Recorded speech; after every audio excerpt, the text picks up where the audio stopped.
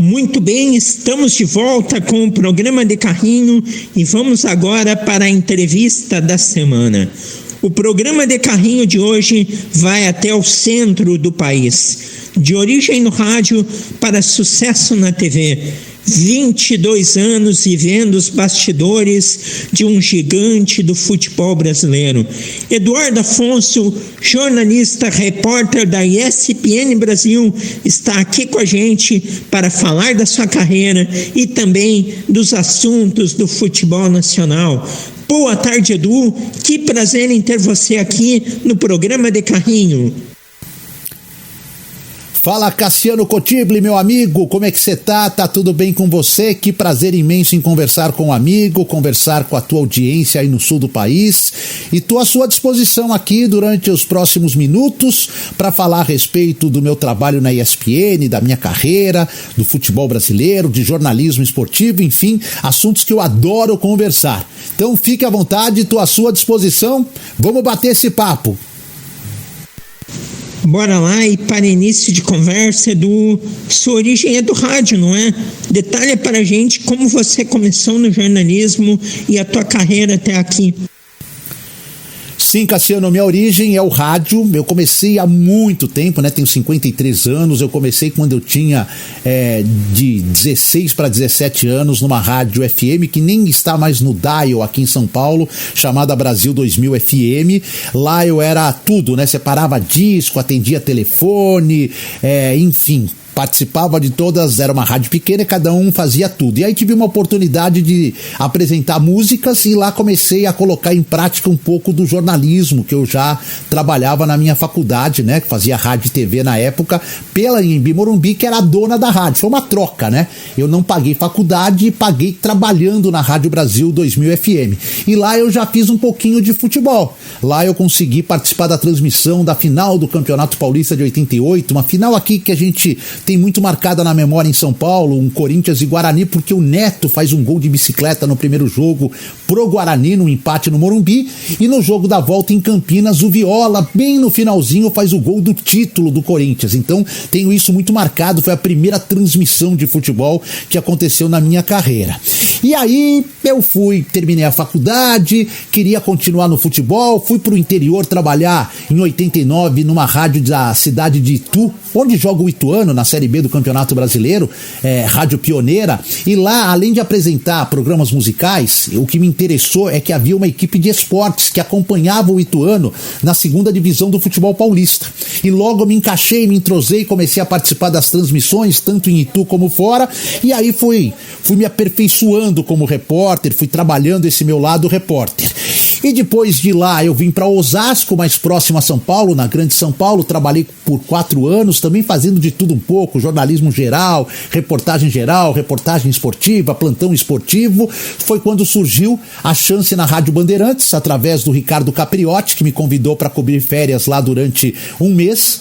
O pessoal da Bandeirantes gostou e em 95 eu fui contratado pela Bandeirantes. Depois de fazer esse mês de férias, dezembro de 94, eu fui efetivado na Bandeirantes. Eu e Leandro Quesada, que foi meu companheiro assim de reportagem na Band durante quase 14 anos.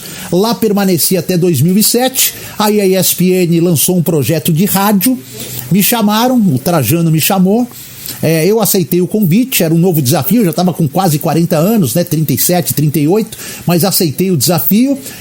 Aí a rádio ESPN durou pouco, durou 6, 7 anos, e quando eu estava pensando que ia ficar desempregado, eu fiz a migração para TV e passei a trabalhar na ESPN Brasil como repórter de TV, onde estou até hoje.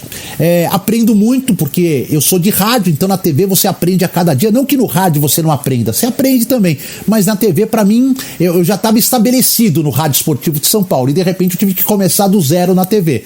E hoje me sinto assim em condições de fazer qualquer tipo de reportagem na TV, mas nunca abandono o rádio, nem como ouvinte, nem como participante, porque mesmo assim eu ainda gravo para uma rádio pequenininha aqui em São Paulo, chamado Rádio 9 de Julho.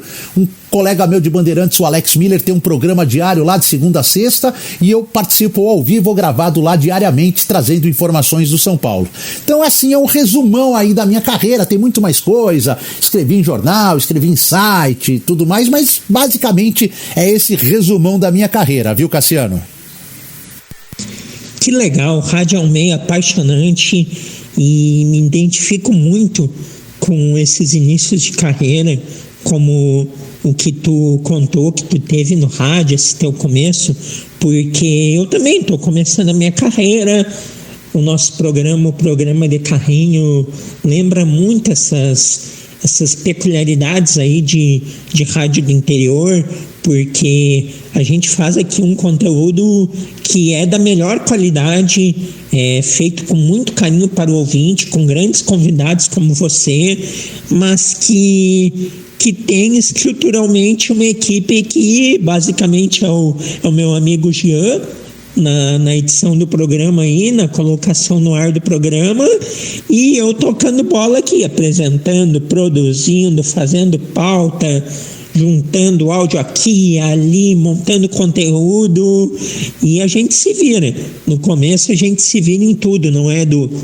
E você tem no seu currículo 22 anos de setorista do São Paulo Futebol Clube. Para quem não está ambientado no meio, o que é um setorista e como já é ter vivido aí mais de 2 décadas dentro do tricolor paulista? É o tempo profissional, por exemplo, que dura a carreira de um jogador, não é? Ah, boa pergunta, Cassiano, boa pergunta, né? São 23 anos, na verdade, agora de São Paulo. Esse ano eu tô com 23 anos, não são consecutivos, né? Porque em 2000 eu cobri o Corinthians, até dei sorte, né? Cheguei no Corinthians em 2000, tava tendo aquele Mundial do Brasil, e eu acabei cobrindo logo de cara o Corinthians sendo campeão mundial no Maracanã contra o Vasco da Gama, jogou com o Real Madrid, jogou com outras equipes que não me vem à memória agora. Mas de 2001 pra cá, sempre cobrindo São Paulo, e um pouquinho, antes de 2000, um pouquinho na Bandeirantes como setorista do São Paulo. Bem, setorista, na verdade, nada mais é um cara que cobre, assim, a palavra, você está ali trabalhando num setor. É trabalhar cobrindo um único clube, ou quase que exclusivamente um clube. Eu hoje na TV, eu tô um pouquinho mais, como eu vou te dizer, mais à vontade para trabalhar em outros clubes, né? Por exemplo, ontem, antes dessa nossa entrevista, eu acompanhei o Palmeiras, que é ali do ladinho do São Paulo, tal, tava sem repórter do Palmeiras, o São Paulo tava de folga, eu acabei acompanhando o Palmeiras. Mas basicamente 80% das minhas ações na ESPN como repórter são relacionadas ao São Paulo. Mesmo quando eu não estou no São Paulo, o site, quando tem alguma matéria, vem, me consulta, eu ajudo eles a apurarem a matéria e tal. Então meu nome está muito ligado ao São Paulo. Então o setorista é isso, é o cara que vive ali o tempo todo, basicamente, a cobertura de um só clube. E cara, para mim é muito gratificante, né? Embora o São Paulo venha atravessando aí nos últimos 10, 11 anos um período de vacas magras, com um título paulista apenas, mas o São Paulo é um clube gigante, né? Um clube dos maiores do planeta, dos maiores do Brasil, com toda certeza. Então você estar relacionado como repórter que cobre um clube desse tamanho é de uma gratidão, de um orgulho muito grande. Eu gosto muito disso. E é o que você disse, né? Esse tempo todo que eu tô no São Paulo 23 é até mais do que dura uma carreira de jogador, né? Tem muito jogador que trabalha só 17, 18 anos. Acho que o maior exemplo é que eu vi o Rogério Ceni sair da base, subir para o profissional, acompanhei toda a carreira dele como profissional do São Paulo, vi ele parar de jogar, vi ele começar como técnico no São Paulo, sair para Cruzeiro, para Fortaleza, para Flamengo e voltar agora como técnico, e eu tô lá todo esse tempo acompanhando o Rogério Ceni. Acho que esse exemplo, ele mostra o tanto de tempo que eu tô ali trabalhando com o São Paulo, cobrindo, fazendo a cobertura diária do São Paulo, viu, Cassiano? Perfeito, o Rogério Ceni retrata bem isso. Ele começou, teve sua carreira, percorreu aí 2 décadas, parou, virou técnico, saiu, voltou, e tu esteve lá acompanhando tudo isso. Eu, como espectador, eu penso assim, eu acompanho futebol desde criança, não é, Edu? E eu pude ver o Ronaldinho sair da base, jogar o gaúcho, ter toda a carreira, terminar. Então eu penso assim como espectador, poxa vida, acompanhei toda a carreira do Ronaldinho Gaúcho, que legal, quer dizer que eu já acompanho futebol há um bom tempo. Imagina você que trabalha no futebol há todo esse tempo. E em paralelo ao seu aspecto profissional, todos que trabalham com esporte nasceram torcedores. Você, no caso, é torcedor da Portuguesa, tradicional clube paulista. Como é ver tudo que a Lusa tem passado nos últimos anos? Ela está de volta à elite do futebol paulista, não é? Então, Cassiano, você sabe que assim, por esse tempo de São Paulo que eu tenho de cobertura, muita gente ainda acha que eu sou torcedor do São Paulo. E obviamente eu concordo com você, né? Todos que trabalham no esporte nasceram torcedores, cada um tem seu time. É muito difícil um repórter, um jornalista que trabalha com futebol, principalmente, que não tenha nenhum time de coração. E o meu é a Portuguesa. Primeiro, antes de explicar como é que é ver a Lusa nessa situação tão complicada que ela vive na sua história, tentar explicar para o teu ouvinte por que eu sou torcedor da Portuguesa. Meu avô chegou ao Brasil e logo depois que ele chegou, alguns anos depois, a Portuguesa comprou o Canindé do São Paulo, ou de um dirigente do São Paulo, pertencia a um conselheiro, um dirigente do São Paulo. E meu avô ajudou financeiramente, graças a Deus ele estava bem financeiramente na época, e ajudou essa compra. E meu pai, meu tio, minha família foi criada no Canindé. Meu avô depois passou ali por alguns cargos de diretor, tudo mais. E eu, desde pequeno, frequentei o Canindé. Então peguei amor ao clube desde muito pequeno. Me lembro assim, não me lembro com exatidão depois de 50 anos, mas com 3, 4 anos eu já frequentava o Canindé. Eu cheguei até a jogar lá na base da Portuguesa, na época que meu avô foi diretor da base. Então esse amor foi criado na minha infância e juventude, ele é o amor que eu tenho e não vou mudar, independentemente da situação da Portuguesa. Mas é lógico, Cassiano, que eu já vi a Portuguesa em momentos muito melhores, né? Sem falar no vice-campeonato brasileiro, aquela decisão contra o Grêmio em Porto Alegre, que eu fui inclusive como torcedor, fui até recepcionado, a torcida da Lusa foi recepcionada pela torcida do Inter na época, tudo mais.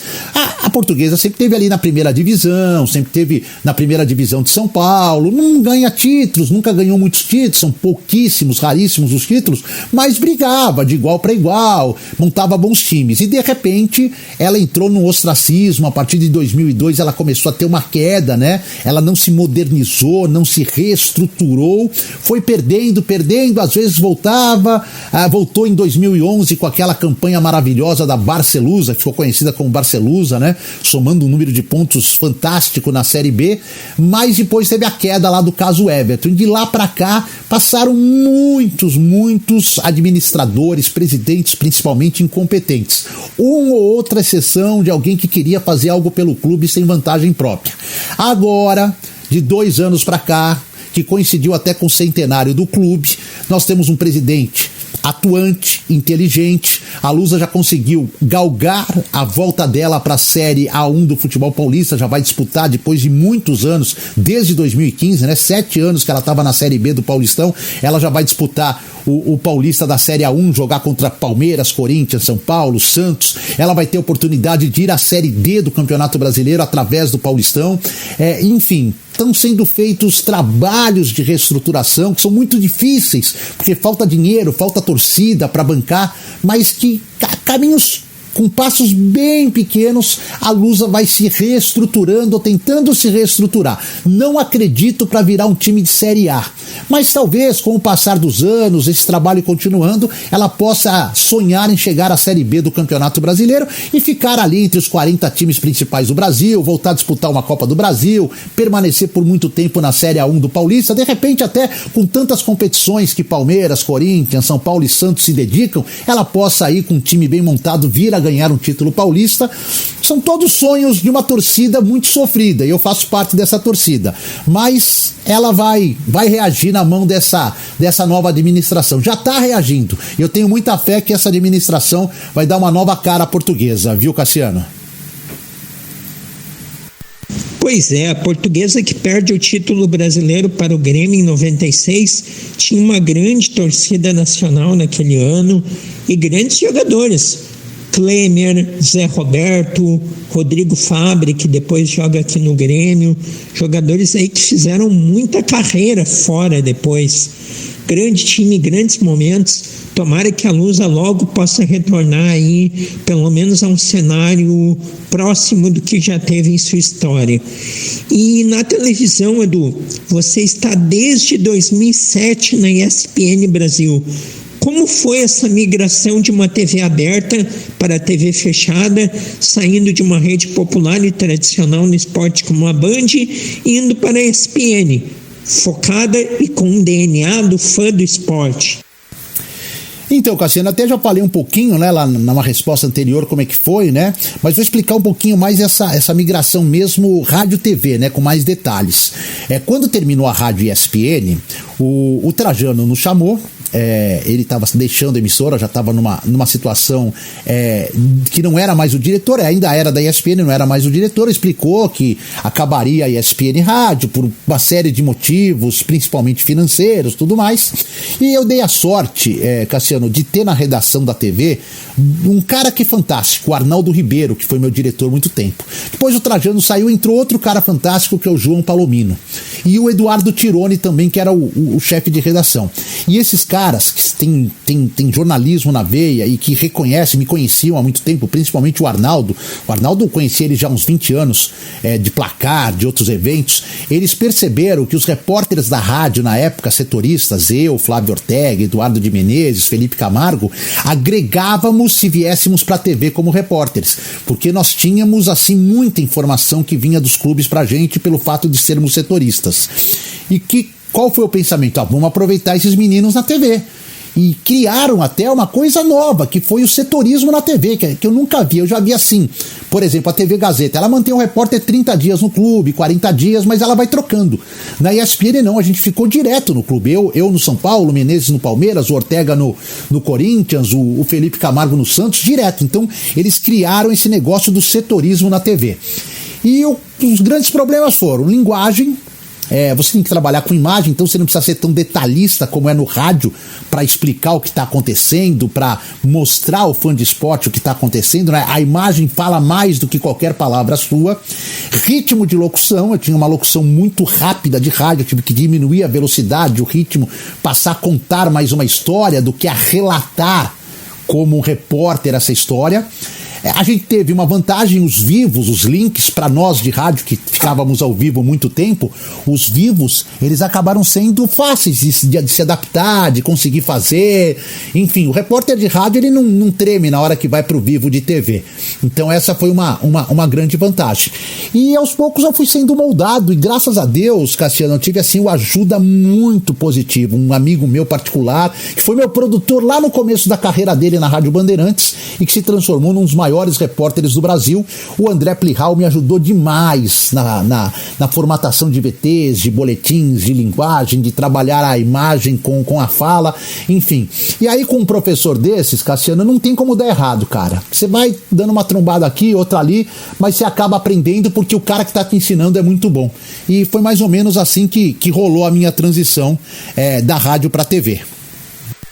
Nos últimos anos, Edu, a gente teve uma novidade na televisão, especialmente na ESPN, que foi a compra da Fox Sports pelo grupo Disney, a qual a ESPN já faz parte.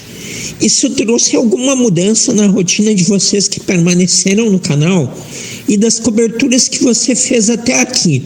Qual a que mais te marcou? É uma boa pergunta também, né? A compra da Fox pelo grupo Disney trouxe sim mudanças, não muito na rotina. Primeiro porque essa compra foi feita, Cassiano, em meio a uma pandemia, que a gente estava com a rotina totalmente alterada. Eu fiquei praticamente um ano e 2 meses trabalhando de casa. Assim que começou a pandemia, o canal fechou por alguns dias, né? Que a gente não podia entrar no canal, uma ordem da Disney. E aí, depois eles conseguiram, né? A parte técnica veio aqui na minha residência, instalou um ponto de luz, instalou internet, mexeu no meu notebook e colocou programas para que facilitassem a minha entrada no ar via remota, via casa, né? Então mudou a rotina, não foi a compra que mudou a rotina, foi a pandemia.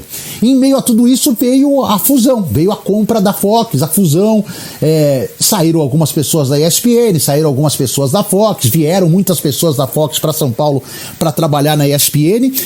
O que está acontecendo, o que aconteceu na verdade é que a gente ficou quase 2 anos no total afastados da redação, e eu agora, nos últimos meses, é que estou conhecendo, muitos eu já conhecia, né? Por exemplo, João Guilherme eu já conhecia, Pascoal já conhecia, Sormani trabalhou comigo na Bandeirantes, eu já conhecia, e outros que não vou lembrar, Pietro eu já conhecia, mas assim, o pessoal de produção, os que vieram da Fox, eu só falava por WhatsApp, por telefone.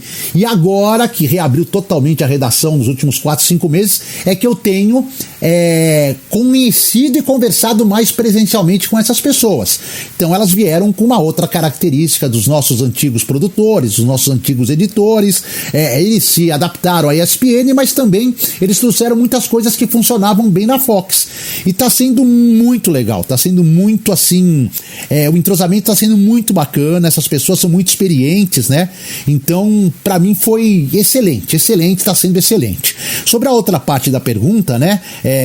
Das coberturas que eu fiz, a que mais marcou, se for pela ESPN, a que mais me marcou, claro, foi pela rádio ESPN, a final da Copa do Mundo de 2010, Espanha e Holanda, que eu estava cobrindo a Espanha na final. O Brasil foi eliminado, até achei que ia voltar para casa, mas acabei ficando na África e fiz a Espanha até a final. Dei sorte que a Espanha chegou e até foi campeã. Se você quiser contar de toda a minha carreira, tem vários, né? Tem o 100º gol do Rogério Ceni contra o Corinthians, que é um momento único. Tem algumas coberturas mais tristes, como a morte do Serginho em campo naquele São Caetano e São Paulo, aquela confusão em São Januário, na final do Brasileiro, São Caetano e Vasco, Eurico Miranda puxando as pessoas feridas para fora do campo para dar sequência. Tem alguns jogos marcantes, como uma vitória do Vasco contra o Palmeiras, com um jogador a menos de virada 4-3, uma final de uma dessas Copas, não lembro se era Copa Mercosul, Copa Comebol, enfim, lá no Palestra Itália, no antigo Palestra Itália. Então tem várias coberturas, né? Com uma carreira aí de 23 anos fazendo grandes jogos. Tem a final, a conquista do Santo André, da Copa do Brasil em cima do Flamengo no Maracanã lotado, a conquista do Paulista de Jundiaí também, o São Caetano que uma vez eliminou o Fluminense numa semifinal de Campeonato Brasileiro. Cara, tem um monte de coisa, até a minha própria Portuguesa, algumas coberturas, tudo mais. Então não tem como te citar uma, né? Mas, enfim, todas sempre me marcam muito. Eu procuro sempre levar muito a sério todos os trabalhos que eu faço, viu, Cassiano? Lembro de todas essas coberturas. Foi na Copa Mercosul a virada do Vasco sobre o Palmeiras, Edu.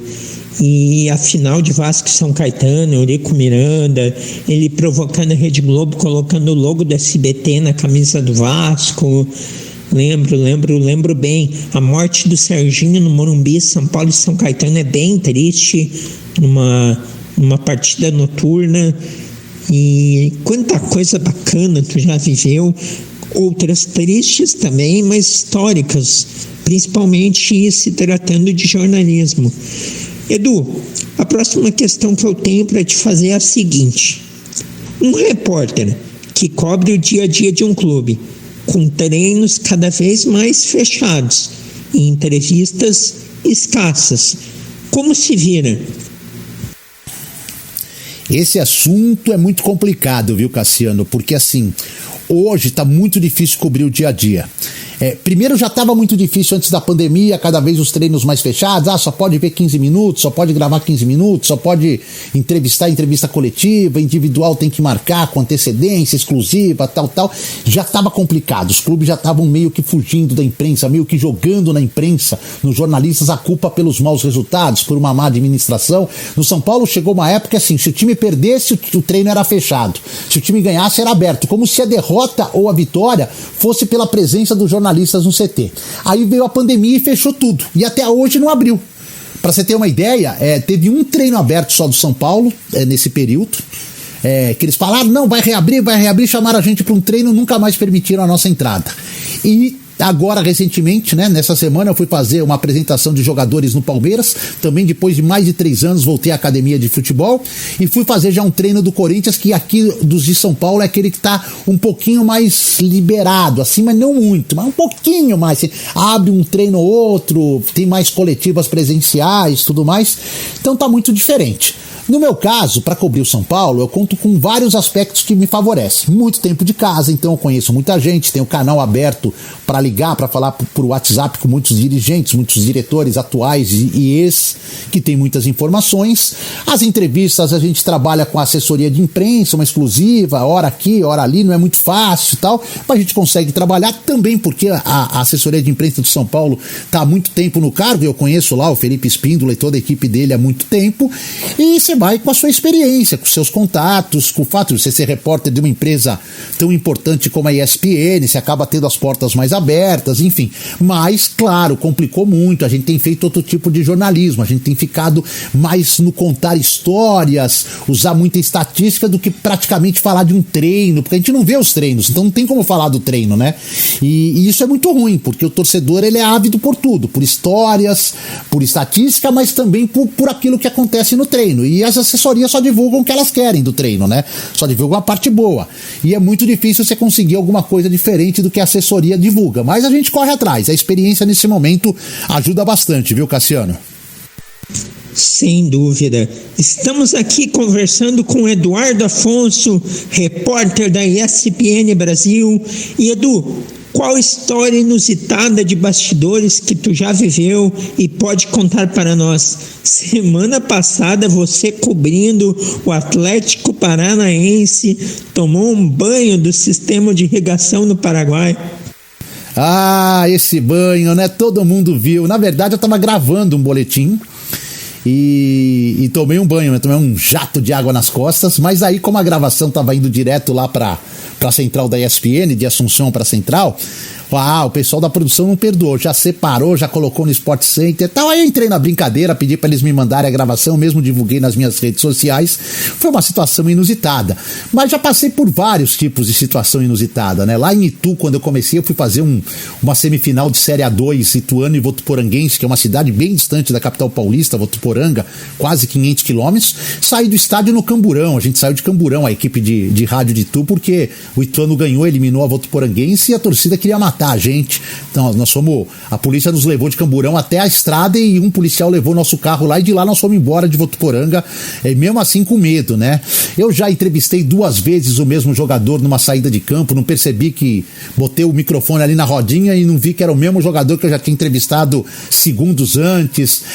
Teve esse jato, teve uma outra vez lá no Paraná que quase eu e Nivaldo de Cílio, da Bandeirantes, sorte que o jato foi direcionado a ele, eu consegui pular, ele tomou na cara o jato de água.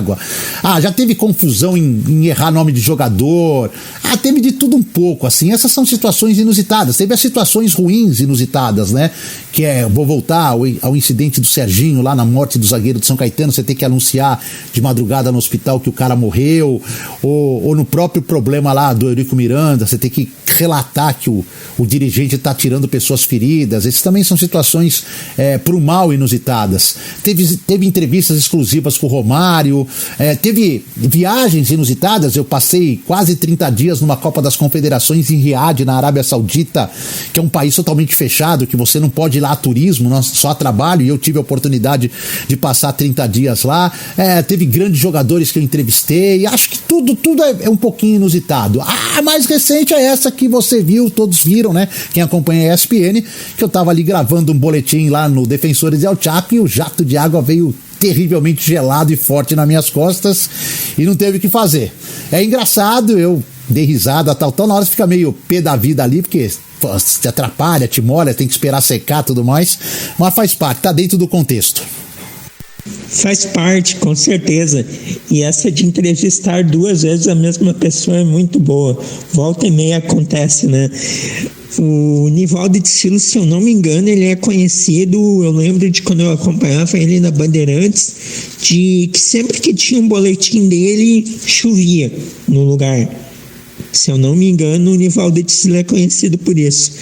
Bom, Edu, a gente vive um momento bem delicado no período atual, que é a cultura do cancelamento. O tribunal da internet. Como você convive com isso na profissão e de que forma você analisa o esporte em alguns segmentos ter ido para uma área mais de entretenimento do que propriamente de jornalismo? Bem, Cassiano, essa é uma pergunta que envolve um movimento sério, que são as redes sociais, que é esse tribunal da internet, cancelamento e tudo mais. Eu, de uns anos pra cá, e não é agora, de uns 8, 10 anos pra cá, no Twitter, depois o Instagram, o Facebook, mas o Twitter, que era a rede que eu mais trabalhava, né, e que eu tenho bastante seguidores, né, e tenho 140 e poucos mil, eu passei a não opinar mais. Primeiro porque a ESPN não me cobra opinião, né? Eu sou repórter, tenho que passar informação. Eu não sou comentarista. O dia que eu virar comentarista, se eu virar um dia comentarista, aí eu passarei a dar opiniões públicas também, porque elas vão ser vistas ou numa rádio, ou numa TV, ou num jornal, num site, então não tem por que eu não utilizá-las nas minhas redes sociais. Então o que eu procuro fazer? Eu procuro passar informação. Nem sempre as informações que eu publico, que eu posto, são aquelas que o torcedor quer ver ou ouvir, mas são as informações. Eu procuro trabalhar com o máximo de honestidade possível. Eu às vezes opto por não ser o primeiro a dar a notícia para apurar ela bem, para não correr o risco de querer ganhar, ser um caçador de cliques, né? Publica qualquer merda no ar, qualquer coisa, só para ganhar clicagem, depois não rola. Depois aquela contratação que você falou que ia ter nunca acontece, aquela saída não acontece, aquela história não acontece. Então, para mim, nessa altura do campeonato e da vida, é melhor não ser o primeiro. Se for o primeiro, ótimo, lógico, dá um egozinho, né? Esses dias mesmo, eu, o Plihal e o Chico Laurentz, que é do site, nós fomos os primeiros a dar a saída do Rigoni do São Paulo. Foi legal? Foi ótimo, todo mundo deu crédito, repercutiu, matéria do Edu Afonso, matéria da ESPN, é legal. Mas hoje eu aprendi que é melhor ser completa a matéria, nem que você seja o último a dar, mas que ela esteja completa e mais próxima possível do correto, é mais honesto com o teu leitor, com o teu telespectador, com o teu ouvinte, do que querer sair, recebe uma informação, já chega querendo postar e de repente não é bem aquilo, né? E aí eu procuro também me conter, até por orientação da própria ESPN, que eu acho muito, muito justo, eu não falo sobre política nas minhas redes sociais, tenho as minhas convicções, mas não falo, porque hoje a gente vive aí um terrível Fla-Flu aí, né? Um Fla-Flu de ideologias políticas, então se você tá do lado do Fla, você vai ser criticado pelo pessoal do lado do Flu. Se você está do lado do Flu, vão te criticar, vai ser criticado pelo pessoal do Fla. Então, eu tenho as minhas convicções que guardo para mim e para minha família, não exponho nenhuma delas publicamente. Da mesma forma com religião, por ser uma opção minha, creio em Deus, tenho a minha religião, mas também não defendo que a minha é melhor, nem que as outras não são, tudo mais. Enfim, eu acho que eu sou seguido por pessoas que querem saber de futebol e informações muito mais precisas do São Paulo do que eu falar que eu tenho um lado político, um lado religioso, um lado não sei o quê. Então, cara, eu me atenho a isso. Mas é muito complicado, que às vezes ou a pessoa dá uma vacilada e publica alguma coisa errada e aí é condenada, né? Imediatamente é cancelada, né? Como se diz. Ou a pessoa até publica alguma coisa certa, mas muitas pessoas não gostam e cancelam do mesmo jeito. Então, eu tento trabalhar dessa forma com as redes sociais. Quando dou aulas, às vezes eu dou aulas em cursos e tudo mais, eu sempre aconselho futuros jornalistas e repórteres: tenham cuidado com suas redes sociais. Porque às vezes você escreve coisas quando você ainda é torcedor e que acabam ofendendo outros times. E se amanhã você se formar e se tornar um repórter, você pode se tornar um repórter que vai cobrir um jogo de um time que você ofendeu. Então o meu conselho é sempre, a partir do momento que você entra numa empresa de comunicação, seja ela pequena, grande, média, seja de rádio, TV, de internet, de jornal, seja o que for, apague sua rede social antiga e abra uma nova para não correr o risco de alguém procurar alguma coisa que você publicou, nem lembra há 10, 15 anos, e isso se virar contra você. Eu acho que essa é a melhor dica que eu posso dar a quem está procurando aí se especializar em jornalismo esportivo no trabalho do dia a dia com a rede social, viu? Verdade, muito boa recomendação, porque às vezes a gente escreve coisas há muito tempo atrás, de uma outra época, em um outro contexto, com uma finalidade, sem nenhuma maldade, isso anos depois pode se voltar contra a gente. Então, é uma boa. Entrou no meio profissional, reseta, apaga tudo que tu fez até então e toca do zero, começa dali em diante.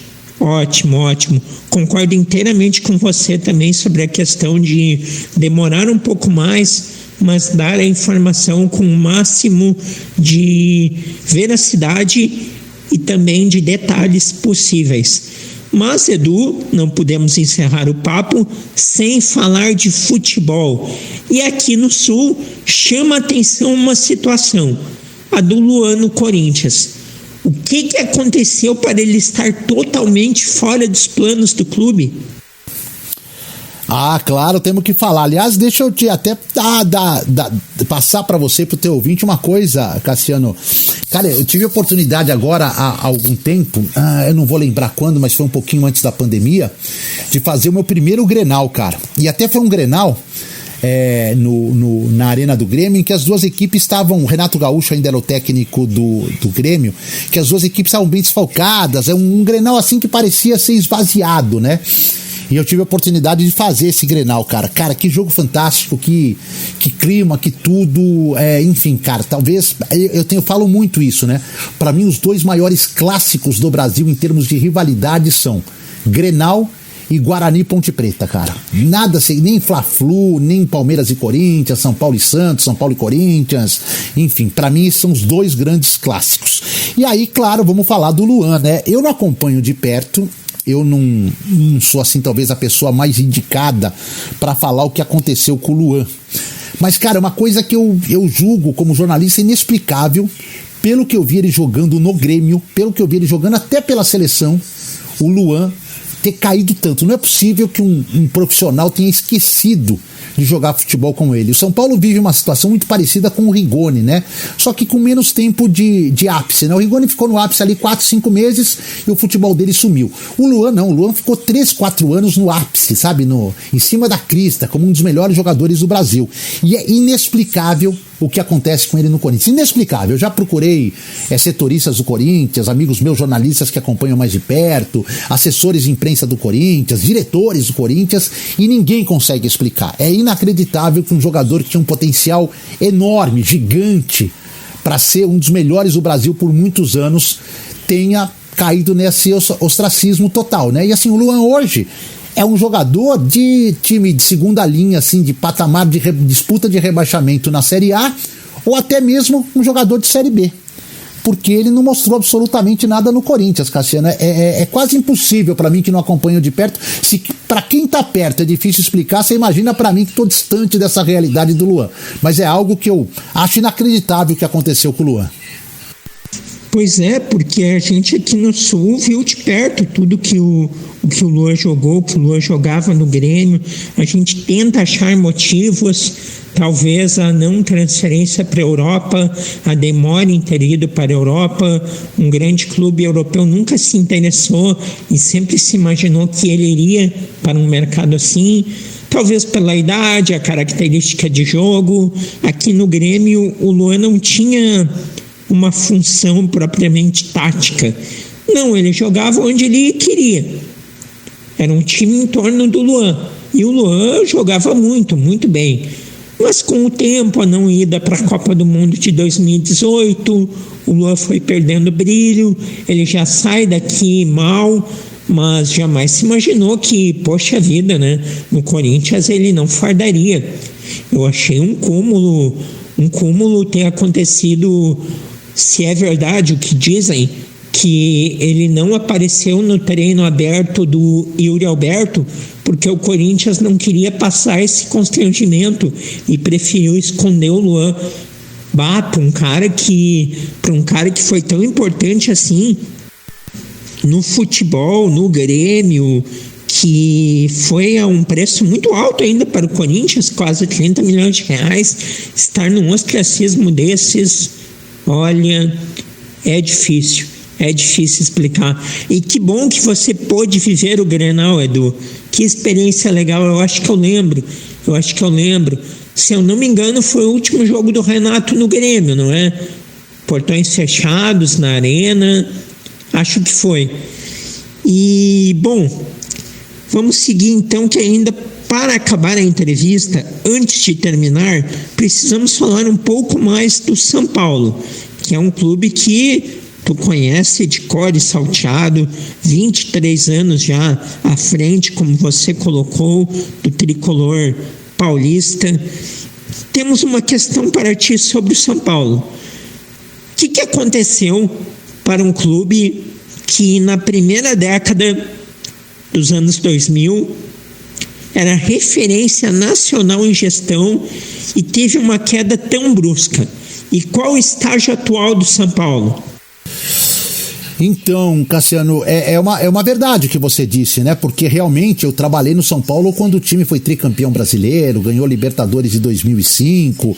Cara, era referência em todos os aspectos, como futebol, como centro de treinamento, como o CT da Barra Funda, que serviu de recuperação para muitos jogadores do exterior, jogadores até de outras nacionalidades, enfim.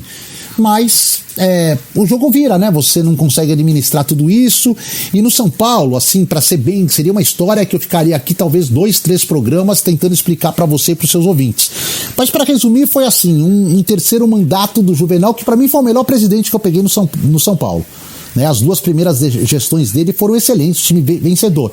Só que aí a terceira gestão dele já pegou ele com a saúde muito debilitada e a mudança de estatuto, tudo mais, enfim, que não é legal.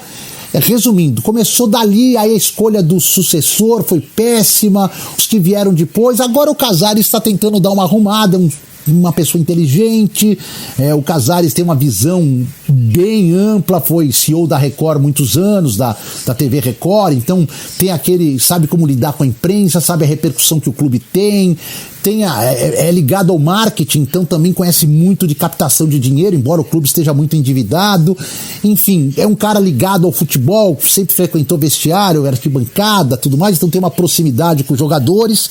Vamos ver, cara, mas assim, não é da noite pro dia, talvez não seja na gestão Casares, nem talvez na próxima que o São Paulo volte a ser uma força, vai ter que ser assim, tijolo por tijolo, passo a passo, reconstrução, acima de tudo procurar, se não zerar, diminuir muito essa dívida que o São Paulo tem para que o time possa ter um poder de investimento maior e melhor e comece a contratar jogadores de mais qualidade que possam trazer os títulos. E isso não acontece da noite pro dia. Muitos clubes grandes passaram por isso e estão passando ainda. Você vê, né, Grêmio na Série B, Cruzeiro pedindo aí ajuda com 1 bilhão de dívida, próprio Vasco da Gama nessa gangorra vai e volta, Botafogo já teve assim, Palmeiras, que hoje está estabilizado, já viveu uma época de vacas magras, o Corinthians com a construção do estádio caiu muito também. Não tem como, Cassiano, é sazonal, cara. Essa é a época do São Paulo, de vacas magras, a gente não sabe quanto vai durar, não sei nem se eu vou estar trabalhando quando vierem as chamadas vacas gordas, mas enfim, o São Paulo tem que se estruturar primeiro para depois pensar grande. Não adianta querer pensar grande sem dinheiro no bolso, viu, Cassiano? E com tantos clubes grandes como existe o futebol brasileiro, sempre vai ter aqueles clubes que vão estar em um momento ruim, que vão ter secas. E como são modelos associativos, agora que a SAF vem ganhando notoriedade aqui no Brasil, mas os modelos associativos têm eleição, troca de comando, gestões boas, gestões ruins, faz parte do futebol, sem dúvida. E como um espectador aí de São Paulo, sempre jornalista, atuante, já trabalhou aqui em Grenal, mas não está no nosso dia a dia. Como que você enxerga o momento da dupla Grenal, Edu? Por falta de convívio aí, eu também não consigo fazer uma análise assim muito profunda, mas eu vejo o Internacional meio parecido com o São Paulo, sabe? Está na Série A, está até brigando na parte de cima com uma campanha melhor que a do São Paulo, mas não convence, sabe? Quando o São Paulo também teve aí alguns anos brigando pelo título, chegou a liderar brasileiro, mas a gente sabia que não ia ganhar. Eu acho que o Inter está mais ou menos por aí. Tem um técnico muito competente, que é o Mano Menezes, gosto, tem gente, a gente pode até questionar se os métodos dele são os melhores ou não, mas ele é um cara que sabe muito de futebol, que conhece muito e que sabe levar um time. Então, eu acho que o Inter, assim, não tem como bater com as grandes forças, né? Pode momentaneamente estar à frente de uma delas ou de duas, tal, mas no mano a mano a tendência é ele estar abaixo ali de Internacional, de Atlético Mineiro, de Palmeiras, de Flamengo, e tá ali junto com Corinthians, com São Paulo, com os outros times que estão ali no segundo patamar. Provavelmente vai para Libertadores esse ano, mas não é favorito a nenhum título, né? O vexame de ter caído na Copa do Brasil, tudo mais, só é favorito hoje a título regional, não é favorito a título nacional. Pode conquistar, mas não é favorito. Pode até conquistar a Sul-Americana, como o São Paulo também, né? Conseguiu essa virada muito legal contra o Colo-Colo, depois de perder o primeiro jogo por 2-0. Já o Grêmio, embora eu tenha acompanhado bem de perto a queda no ano passado, né? O Grêmio é uma situação meio inexplicável, assim, parece a situação do Luan no Corinthians, né? Porque primeiro não era time para cair, então isso mostra como a gestão foi ruim, foi péssima, né? Para um time como o Grêmio, com o elenco que tem, com dinheiro no caixa, sem dívidas tal, ou com poucas dívidas, cair. E segundo, tá cambaleando também na Série B do Campeonato Brasileiro. Saída do Renato, eu vejo o Renato muito ligado ao Grêmio. Eu sei que uma hora a coisa a coisa azeda, né? Fica maduro e azeda, né? Então talvez a relação já não fosse a mesma. E acho que aconteceram algumas escolhas equivocadas. Para mim, o maior equívoco do Grêmio foi terminar o ano caindo com o Mancini e manter o Mancini no começo do ano. Ainda nem pelo Mancini, se fosse com qualquer técnico. Um técnico que cai, a não ser que o cara chega faltando 2 rodadas, 3 e o time já caiu. Não tem mais o que fazer. Mas um técnico que vem para salvar, com chance de salvar e não salva, ele não pode começar a próxima temporada. Ele não pode. Porque a torcida já tá com ele por aqui. Já tá não quer. E aí acho que o Grêmio errou nesse planejamento inicial do ano. E tá pagando até agora. Creio até que vá subir. Acho pouco provável que não suba. Seria um desastre não subir. Mas é muito erro de planejamento. Muito erro de planejamento. Então, espero que o Grêmio não siga o caminho do Cruzeiro. Até porque, financeiramente falando, pelas informações que eu tenho, não há nada que possa ser comparado entre Cruzeiro e Grêmio. O Grêmio tem uma situação saudável financeira, diferentemente do Cruzeiro. Mas permanecer 2 anos na Série B é muito complicado para um time gigante como o Grêmio, viu, Cassiano? Sem dúvida, sem dúvida. Esperamos que o Grêmio vem surpreendendo tanto a gente desde o ano passado, mas pelo menos agora está dando um indício de que conseguiu encaixar uma regularidade, pelo menos de resultados. A atuação já foi um pouquinho melhor também na última rodada contra o Náutico. Esperamos aí que o Grêmio agora consiga aí se encaixar e suba sem uma nova Batalha dos Aflitos, como ocorreu lá em 2005. E quando você falava que é uma situação parecida com a do Luan, eu pensava a mesma coisa. Não tem explicação. Olha, o Grêmio ainda tem bem menos explicação ter chegado onde chegou do que o Luan. O Luan a gente pode ainda elencar a seleção, não ir para a Europa, né? São alguns motivos, mas o Grêmio não tem justificativa. E o São Paulo também concordo com essa análise aí de que o Inter e o São Paulo estão um pouco na mesma batida. Vivem bons momentos agora. São Paulo também contra o Palmeiras conseguiu escapar da eliminação, pênalti lá, pênalti cá, e na decisão o São Paulo conseguiu bater o Palmeiras. Vai caminhando na temporada e aos poucos vai subindo de novo. Edu Afonso, queremos muito agradecer a tua participação aqui no programa. Legal demais ter te recebido. Sucesso em tudo que virá. Encerra falando dos teus planos para o futuro profissional. Opa, Cassiano, eu que agradeço demais o convite seu aí, que bom que deu certo essa participação com você, com os teus ouvintes aí. Espero que eu tenha esclarecido aí tudo que me foi perguntado, as suas dúvidas, que provavelmente são as dúvidas de quem te acompanha. E meu futuro profissional quero me manter o máximo possível que eu puder aí na ESPN, afinal de contas virão aí 4 anos assim de muita coisa boa, né? A ESPN comprou a Copa Libertadores novamente, agora comprou a Sul-Americana, a Recopa, então vai ter muita transmissão, que é algo que me faz falta da época do rádio, né? Agora eu voltei a fazer transmissões, acompanhando o Atlético Paranaense na Libertadores, então quero poder participar um pouquinho dessa era de ouro aí da ESPN, desses torneios comprados, enfim. Então, meu objetivo é esse, continuar com a minha família aqui, com saúde e, acima de tudo, continuar enquanto eu tiver saúde, comprometimento, vontade, garra, exercendo essa profissão maravilhosa que é de jornalista, principalmente a de repórter. Eu não quero pensar nem a curto, nem a médio, nem a longo prazo. Deixa a vida me levar, como diz lá o samba, né? Deixa a vida me levar e eu vou indo. E é isso. Quero te agradecer, te desejar um grande sequência de programas aí no Sul. Dar um grande abraço em todos os teus ouvintes aí que ficaram com a gente aí nesses minutos, nessas perguntas que eu respondi a você nesse tempo de entrevista, e me colocar à disposição sempre que quiser, estou aqui à sua disposição. Valeu, Cassiano. Grande abraço para você, fica com Deus, até mais.